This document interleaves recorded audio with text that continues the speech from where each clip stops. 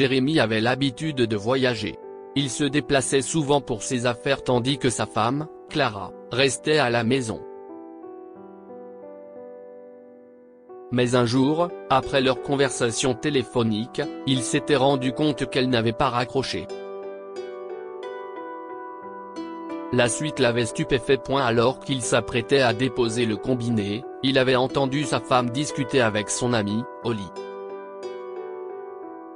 La conversation des deux femmes avait énormément choqué Jérémy. Ce dernier n'en croyait pas ses oreilles. « Ok, chérie. On se parle plus tard », dit Jérémy en retirant le téléphone de son oreille tout en observant Miami à travers la fenêtre de sa chambre. Il terminait ainsi la conversation qu'il avait avec sa femme Clara. Jérémy était loin de chez lui, pour un voyage d'affaires. Sa femme lui manquait cruellement. Leur amour était solide et les gens ne pouvaient que les envier. Malgré les affres provoquées par l'éloignement, Jérémy s'en accommodait parce qu'il voulait offrir une vie agréable à sa femme. Il travaillait dur pour réaliser ses rêves. Le couple essayait d'avoir des enfants, mais leur entreprise avait du mal à se développer jusqu'à présent. Toutefois, ils s'accrochaient, ne voulant pas perdre espoir. Ils envisageaient l'adoption en dernier recours, mais ils restaient convaincus qu'ils seraient parents un jour ou l'autre.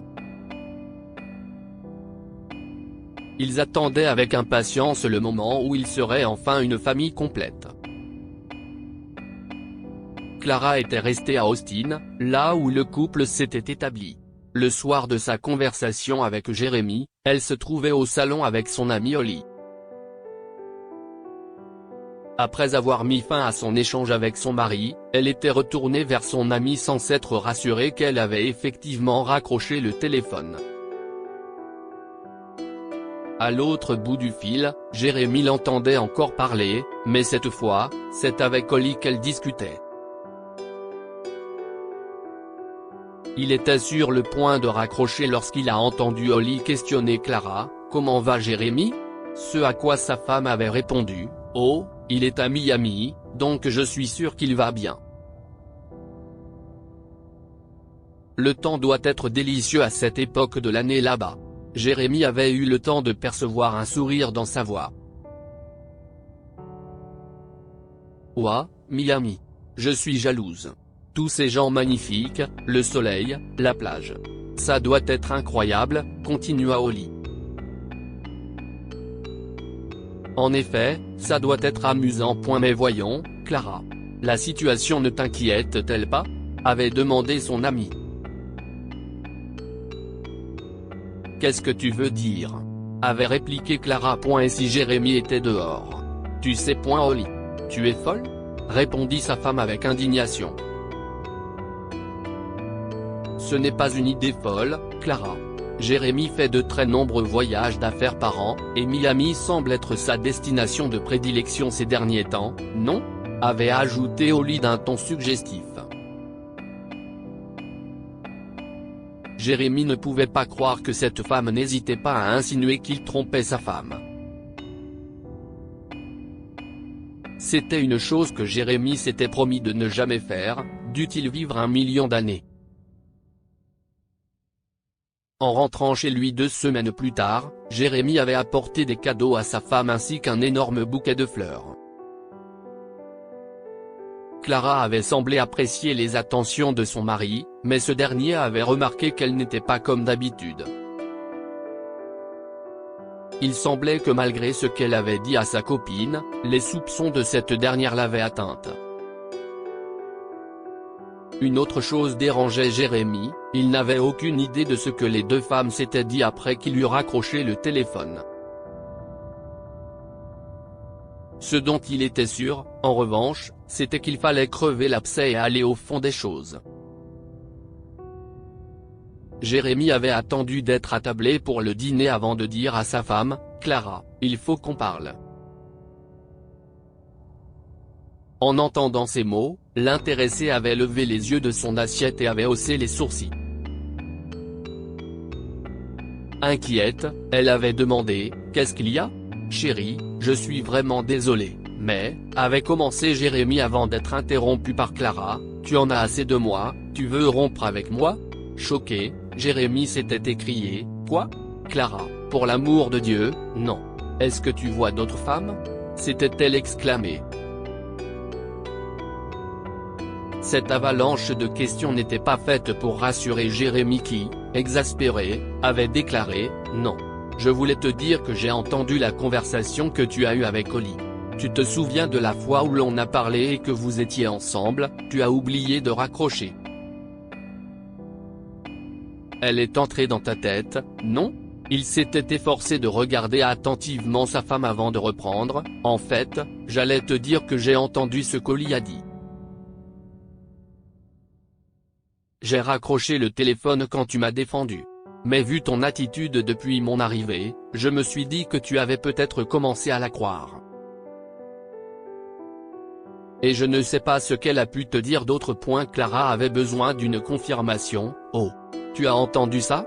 Donc, tu ne me trompes pas et tu ne romps pas avec moi? Bien sûr que non. Tu es l'amour de ma vie. A insisté Jérémy, en plaçant sa main au-dessus de celle de Clara qui était posée sur la table. Clara a souri maladroitement avant de dire, eh bien, c'est bien. Maintenant, de quoi voulais-tu parler? Jérémy lui a expliqué son point de vue, tout en la regardant dans les yeux, en fait, j'allais te dire que j'ai entendu ce qu'Oli a dit. J'ai raccroché le téléphone quand tu m'as défendu. Mais vu ton attitude depuis mon arrivée, je me suis dit que tu avais peut-être commencé à la croire. Et je ne sais pas ce qu'elle a pu te dire d'autre. Clara a répondu, oh. Eh bien, oui. Je suppose que ces mots sont restés en moi. Mais je n'aurais pas dû l'écouter. Honnêtement, je suis fatigué de sa mauvaise attitude. Je ne devrais pas passer du temps avec elle, mais c'est ma plus vieille amie. Oui. Mais il y a autre chose dont je voulais te parler.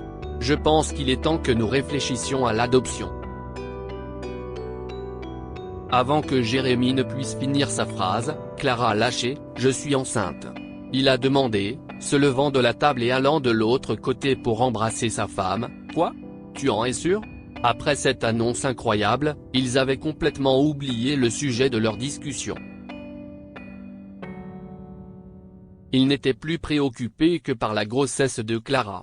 Un événement qu'ils allaient vivre ensemble. Par la suite, Jérémy avait obtenu une promotion dans son travail. Il n'était plus contraint de voyager autant. Il ne voulait pas rater un seul instant ni donner d'autres occasions à Oli de mettre des inepties dans la tête de sa femme. Avec la naissance de son fils, Jérémy avait fini par réaliser que l'argent ne faisait pas le bonheur, et que seul l'amour était le ciment qui lie une famille. Le plus important, ce sont les souvenirs qu'on se crée et qui durent toute la vie. Que pouvons-nous apprendre de cette histoire? Certains amis n'ont pas vos intérêts à cœur. Oli a suggéré que le mari de Clara la trompait alors qu'il n'y avait aucune preuve de cela. Elle a semé inutilement des graines de doute dans la tête de Clara qui auraient pu ruiner son mariage. Il est important de passer du temps avec sa famille. Travailler et gagner de l'argent est essentiel pour survivre, mais être avec sa famille fait que la vie vaut la peine d'être vécue. Partagez cette histoire avec vos amis. Elle pourrait illuminer leur journée et les inspirer. Pour découvrir d'autres histoires passionnantes, abonnez-vous à Amomama sur Google News. Cette histoire est inspirée par l'histoire d'un de nos lecteurs et écrite par un rédacteur professionnel. Toute ressemblance avec de véritables noms ou lieux est une pure coïncidence. Toutes les images sont utilisées uniquement à des fins d'illustration. Partagez votre histoire avec nous. Elle changera peut-être la vie de quelqu'un. Si vous souhaitez partager votre histoire, envoyez-nous un mail à info@amomama.com.